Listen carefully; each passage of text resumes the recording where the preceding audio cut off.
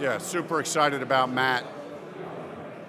A pro's pro, brings in high elite leadership, elite accuracy. Just been a model of consistency, but also a model of consistency at a very high level, showing the ability to carry a team in those moments when you need a team to carry them, and then showing that time and time again. I mean, one of the quote-unquote stats that jumps out about Matt is how many fourth-quarter winning drives he's led. One of the other stats that jumps out to me about Matt is his completion percentage over so many years, right? It's just so consistent. So I think it's a really great fit for the offense, for our team.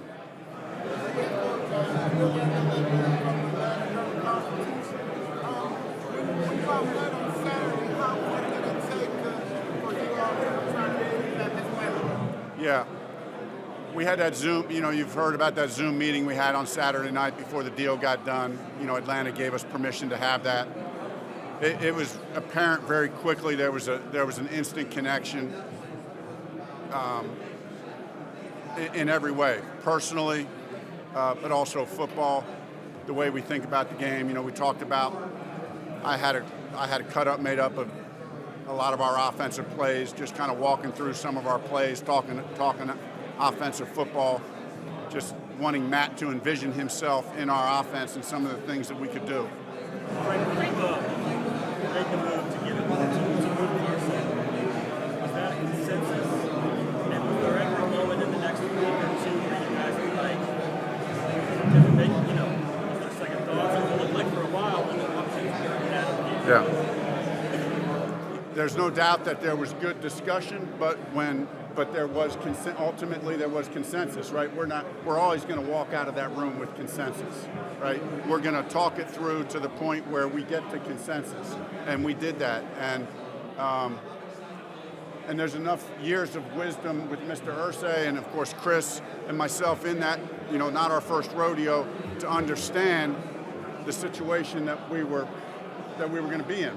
Once that trade was made, we knew what the landscape was. So we got to be able to, we know what the options are, and we don't know everything that's going to happen, but we're going to be patient, and we believe in our team and our organization, and you play that out, Zach, where, okay, we don't want to have seller's remorse, right? And I think we had already determined that wasn't going to happen. This was well thought out. It was not a quick decision. This is what we thought was the right move for the team. A week later, no seller's remorse, as you look at the QB landscape, and also you feel like you got a little bit. I didn't use Matt Ryan always. No, you're right on. I mean, there was no Matt Ryan. When you're looking over the landscape, you don't see Matt Ryan on that landscape at all.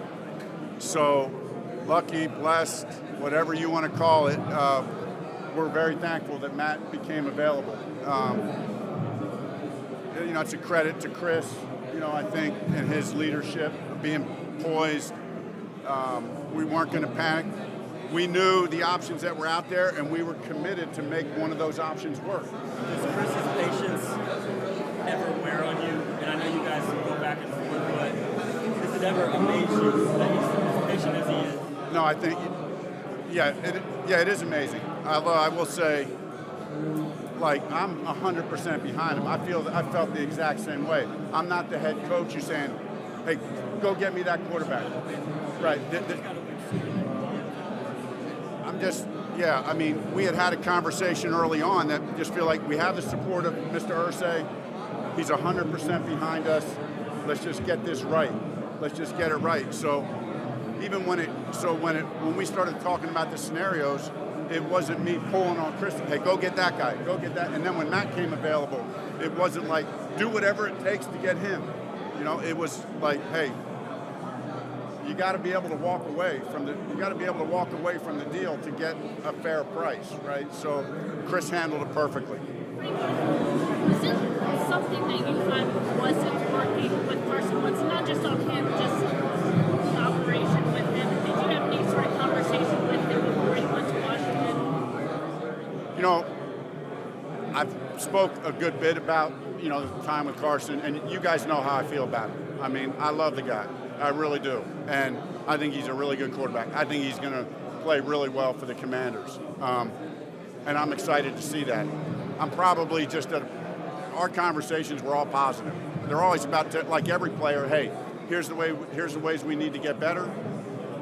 When the season ended, it was like, okay, here's our quick assessment. Let's wait a little bit, then we'll work through it. But we as an organization have a lot of, have thought highly of Carson in a lot of ways. Obviously, we traded for him. But then secondly, sometimes you can't explain everything. It's, you want to, but you just have to make a move that you think is right. What do you want to getting at him? They're getting a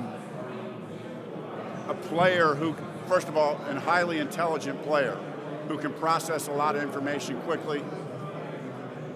They're getting a guy who physically is a prototype NFL quarterback. They're getting a guy who I think can be a top 10 quarterback. That's what, I really believe he can be a top 10 quarterback. So we all have, every player has to, that's not just a given, but that has to be earned and proven. And so we're all hoping that happens for him. Frank, obviously, you talk to a lot of people and they'll say, well, two teams have traded him out in a year. So why are you confident that he can be the guy for Washington? I think he's proven that on multiple occasions. Everybody said, well, you got to stop going back to the 17 season. Well, there's the 19 season. There were moments in this season, So I think there's just enough on tape and enough about him as a person that I think everybody understands that to be true. What does he need to do to become that top 10? Why didn't it work? I mean, when you look back, why did it work out? It's 2022. Not everything is a storybook ending. I mean, so you have to continue. Those are the decisions that an organization has to make, that the leaders of an organization have to make. And as Mr. Irsay and Chris and I sat down, that was just the decision that we felt like was best for our team at this point. What's the step for him to Take us through the process. Last 2 years, you have a new quarterback come in for your offense. Then what? How do you go about retooling your offensive system to tailor to that quarterback? It starts with listening. Listen to the quarterback. Sit down and listen to what he likes. What has he been successful at? Watch his tape. Get to know him, how he thinks, what he believes. The whole time you're sitting there listening, and I know what we believe. I know what we've done well. And as he's talking, I'm just envisioning, okay, that fits. Ooh, I hadn't thought about that. We can do that. That can fit here. That would be a little bit new. We'll have to think that one through, but maybe that works. And then you probably, somewhere between 80 to 90% of the offense is pretty similar, and 10 to 15% of it, 10 to 20% of it is maybe a little bit nuanced or just a different point of emphasis. How much do you enjoy that process? Sounds like it is like philosophy. Yeah, I actually enjoy that a lot. Not that I want to do that every year, but I do enjoy the process.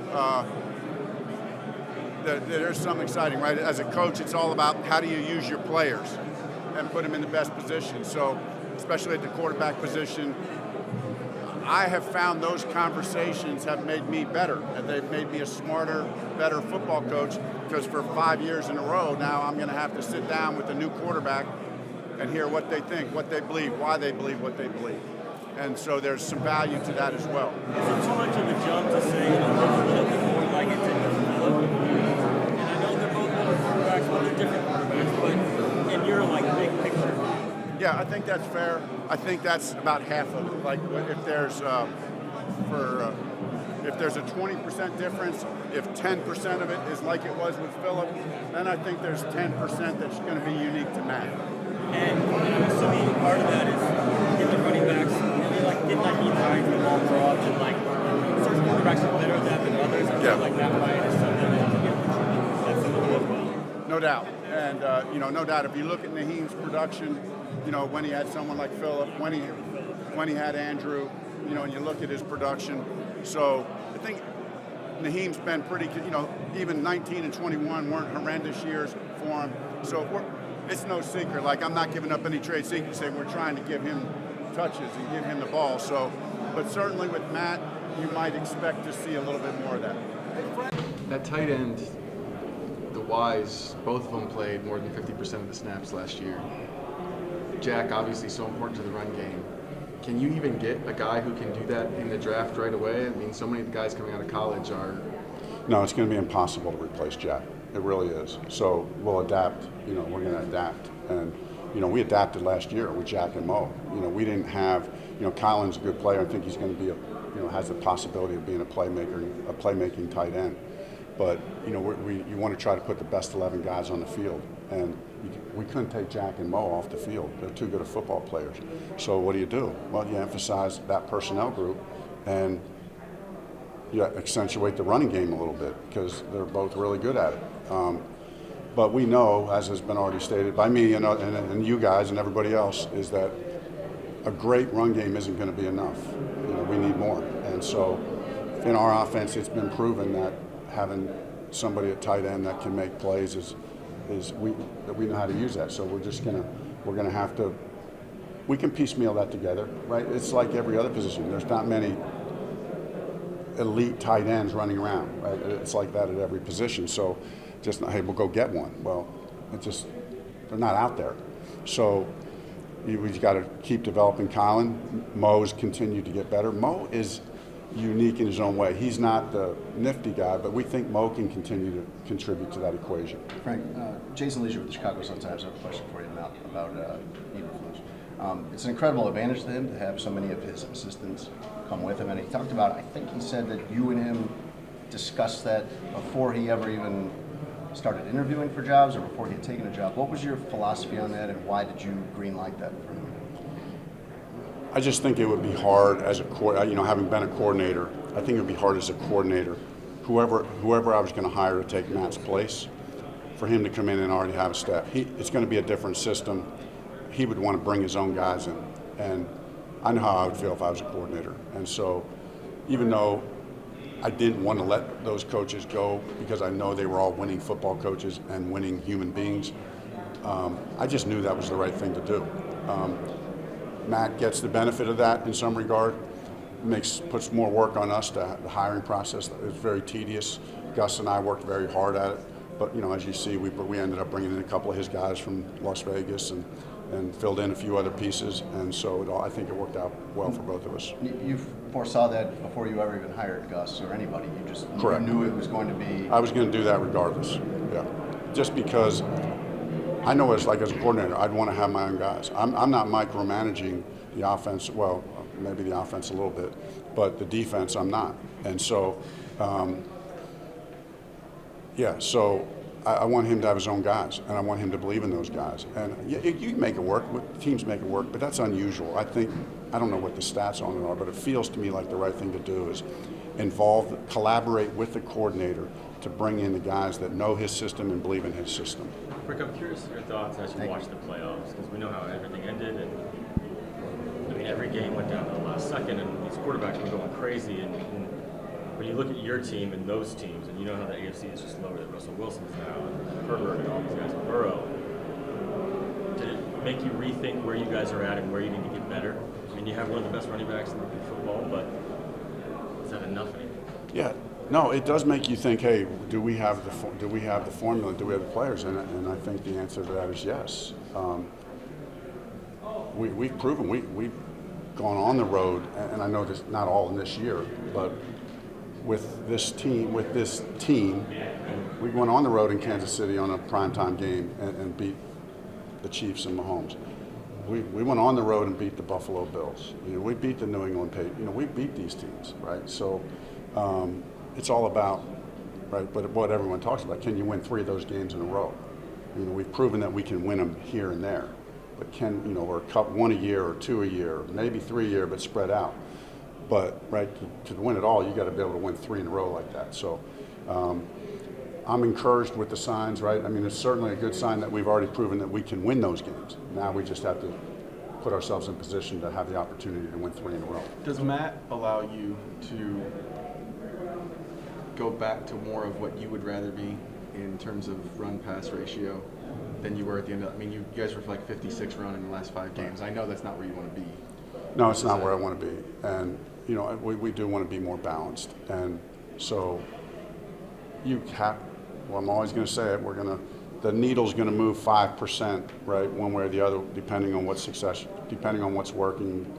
You know, you're shooting for certain numbers, but then you got to allow the needle to move. And then as you're getting accumulated reps and it's really playing, you got to, as we've shown in the past, you know, maybe we start out a little pass heavy and then we kind of balance out as we go, or vice versa. So we always have that in mind. There's a range that we want to be in. Did Jacksonville? How do you not overweigh Jacksonville at the end, or what does it in one sense does it tell you like, wow, it just exposed all of the flaws and what was going wrong, or is it just one game and you just try to? How do you balance that? Yeah, Chris keeps talking about it, and it's like. No, I know, and I think there's a healthy aspect to keep talking about it and remembering it, and then I think there's a healthy aspect to move on. And I think it's a common. You guys know me enough that I'm always going to be the healthy tension guy. You know, that's my MO. I want healthy tension. I don't want to forget the mistakes. You're going to need to remember those. They need to hurt, but you need to move on, and they can both be true. And so that's our job to figure out how to manage that messaging to the players.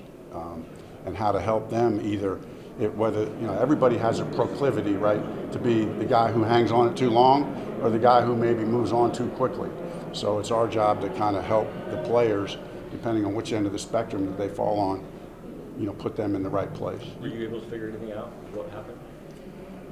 Yeah, there's a lot of things. You think about a lot of things. And, you know, you start, like we always say, you start with yourself on things that you could have done or said or called or that could have been better, and then you look at everything. You don't leave any stone unturned, and you work from there. How did the post-mortem process take some of the emotion out of that analysis about what happened at the end of the season? I mean, it really didn't. The emotion hung around for a pretty long time, to be honest, and the emotion hung around for a pretty long time. So, you know, and we welcome that. You know, we welcome that. You know, I was probably more in the camp of, I don't want to say ready to move on, but that's just a little bit, you know, I think I've joked with you guys before. I used to tell Nick Sirianni, hey, I want to roll around in the mud puddle for a little bit here, right? I've used that analogy with you guys here, and then I want to rinse off and move forward. So. Probably rolled around in that mud puddle for quite some time after the season, but you know, like I'm more of the mindset right now of, hey, me personally, I'm moving on. Now, I still have part of my job is to when the players come back in the building, how do we make that transition as a team? Because you know we haven't been seeing them day to day, so thinking through those things. Real quick, John, you bring in John Fox. What was the thought process there? I'm obviously experiencing and so forth. What does he bring? Really excited about John Fox. You know, bringing in a guy with his resume, what he's accomplished, the people who he's been with, coached with, the systems that he's coached, I think will be a great compliment to Gus, right? Our goal with John coming in is, you know, not for him to bring his system to us, it is for him to come in and learn our system, but then to contribute some of his experience and how it can fit with Gus's system and our system.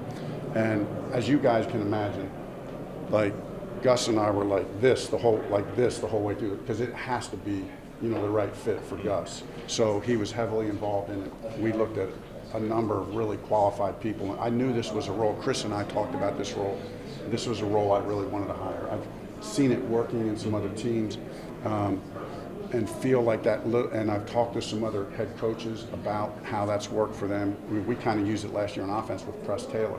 And so I basically took that position and I just put it to the defense this year. And we talked, and I don't want to go into the names of people I talked to out of respect to them. We talked some pretty accomplished people, but ultimately felt like John Fox was the best mix with Gus. You've gotten really good at this because you've had to the last couple of years. Looking at a quarterback and looking at all his tape and seeing, can he help us? What did you learn about Matt Ryan that you didn't know before? And when you dug into the tape, what did it tell you about a 36-year-old?